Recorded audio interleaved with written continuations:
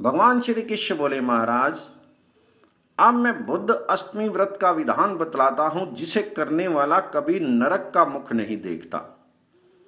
इस विषय में आप एक आख्यान सुने। सतयुग के प्रारंभ में मनु के पुत्र राजा इल हुए। वे अनेक मित्रों तथा भृत्यों से घिरे रहते थे। एक दिन वह मृग्या के प्रसंग से एक हिरण का पीछा करते हुए हिमालय पर्वत के समीप एक जंगल में पहुंच गए। उस वन में प्रवेश करते ही वे सहसा स्त्री रूप में परिणित हो गई। वह वन शिवजी और माता पार्वती जी का विहार क्षेत्र था। वहां शिवजी की यह आज्ञा थी कि जो पुरुष इस वन में प्रवेश करेगा वह तत्क्षण ही स्त्री हो जाएगा। इस कारण राजा इल भी स्त्री हो गए। अब वे स्त्री रूप से वन में विचरण करने लगे। वे ये नहीं समझ सके कि मैं कहां आ गया हूं।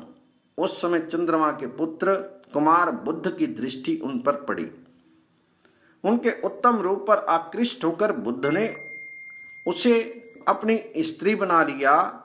इला से एक पुत्र उत्पन्न हुआ जिसका नाम पुरुरवा हुआ। पुरुरवा से ही चंद्रवंश का प्रारंभ हुआ। जिस दिन बुद्ध ने इला से विवाह किया उस दिन अष्टमी तिथि थी, इसलिए वह बुद्ध अष्टमी जगत में पूज्य हो गई। यह बुद्ध अष्टमी संपूर्ण पापों का प्रशमन तथा उपद्रवों का नाश करने वाली है। राजन, अब मैं आपको एक दूसरी कथा सुना रहा हूं। विदेह राजाओं की नगरी मिथिला में निमि नाम के एक राजा थे। वे शत्रुओं द्वारा लड़ाई के मैदान में मार डाले गए। उनकी स्त्री का नाम था उर्मिला। उर्मिला जब राज्य से अलग एवं निराश्रित होकर इधर उधर घूमने लगी, तब अपने बालक और कन्या को लेकर वे अवंती देश चली गई और वहां एक ब्राह्मण के घर में कार्य करके अपना निर्वाह करने लगी। वे विपत्ति से पीड़ित थी। गेहूं पीसते समय वे थोड़े से गेहूं चुरा कर रख लेती और उसी से क्षुधा से पीड़ित अपने बच्चों का पालन करती। कुछ समय बाद उर्मिला का देहांत हो गया। उर्मिला का पुत्र बड़ा हो गया। वे अवंती से मिथिला आया और पिता के राज्य को पुनः प्राप्त करके शासन करने लगा। उसकी बहन श्यामला विवाह योग्य हो गई थी। वे अत्यंत रूपवती थी। अवंती देश के राजा धर्मराज ने उसके उत्तम रूप की चर्चा सुनकर उसे अपनी रानी बना लिया। एक दिन धर्मराज ने अपनी प्रिया श्यामला से कहा, वैदेही नंदिनी, तुम और सभी कामों को तो करना, परंतु ये 7 स्थान जिनमें ताले बंद हैं, इनमें तुम कभी मत जाना। श्यामला ने बहुत अच्छा कहकर पति की बात मान ली, परंतु उसके मन में कौतूहल बना रहा। एक दिन जब धर्मराज अपने किसी कार्य में व्यस्त थे, तब श्यामला ने एक मकान का ताला खोलकर वहां देखा कि उसकी माता उर्मिला की अति भयंकर यमदूत बांधकर तप्त तेल के कड़ाई में बार बार डाल रहे हैं। लज्जित होकर श्यामला ने वह कमरा बंद कर दिया। फिर दूसरा ताला खोला तो देखा कि वहां भी उसकी माता को यमदूत शिला के ऊपर रखकर पीस रहे हैं और माता चिल्ला रही है। इसी प्रकार उसने तीसरे कमरे को खोलकर देखा कि यमदूत उसकी माता के मस्तक में लोहे की कील ठोक रहे हैं। इसी तरह चौथे में अति भयंकर श्वान उसका भक्षण कर रहे हैं। 5वें में लोहे के संदस से उसे पीड़ित कर रहे हैं और 6ठे में कोलू के बीच ईख के समान पेरी जा रही है। 7वें स्थान पर ताला खोलकर देखा तो वहां भी उसकी माता को हजारों कृमि भक्षण कर रहे हैं और वह रुधिर आदि से लथपथ हो रही है। यह देखकर श्यामला ने विचार किया कि मेरी माता ने ऐसा कौन सा पाप किया जिससे वह इस दुर्गति को प्राप्त हुई। ये सोचकर उसने सारा वृतांत अपने पति धर्मराज को बतलाया। धर्मराज बोले, प्रिय, मैंने इसलिए कहा था कि ये 7 ताले कभी नहीं खोलना, नहीं तो तुम्हें वहां पश्चाताप होगा। तुम्हारी माता ने संतान के स्नेह से ब्राह्मण के गेहूं चुराए थे। क्या तुम इस बात को नहीं जानती हो? जो तुम मुझसे पूछ रही हो ये सब उसी कर्म का फल है।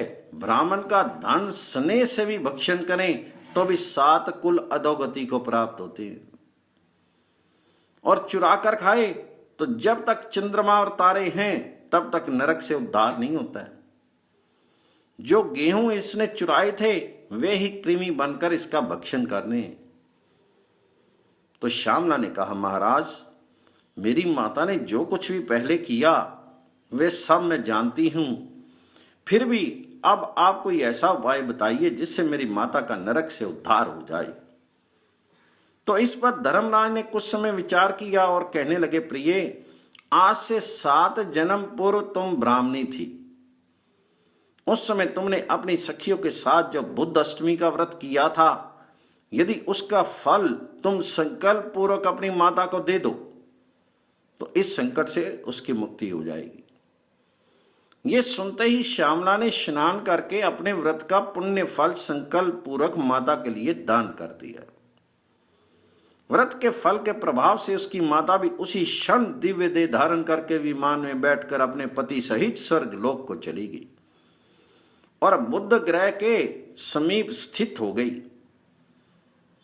राजन, अब इस व्रत के विधान को भी आप सावधान होकर सुने। जब जब शुक्ल पक्ष की अष्टमी को बुधवार पड़े तो उस दिन एक भुक्त व्रत करना चाहिए। पूर्वाह्न में नदी आदि में स्नान करें और वहां से जल से भरा नवीन कलश लाकर घर में स्थापित कर दें, उसमें सोना छोड़ दें और बांस के पात्र में पके हुए अन्न भी रखें। 8 बुध अष्टमियों का व्रत करें और 8 में क्रम से ये 8 पकवान, मोदक, फैनी, घी का अपूप, बटक, श्वेत कसार से बने पदार्थ, सुहालक अर्थात खांड युक्त अशोक वर्तिका और फल, पुष्प तथा फैनी आदि अनेक पदार्थ बुद्ध को निवेदित करके बाद में स्वयं भी अपने इष्ट मित्रों के साथ भोजन करें।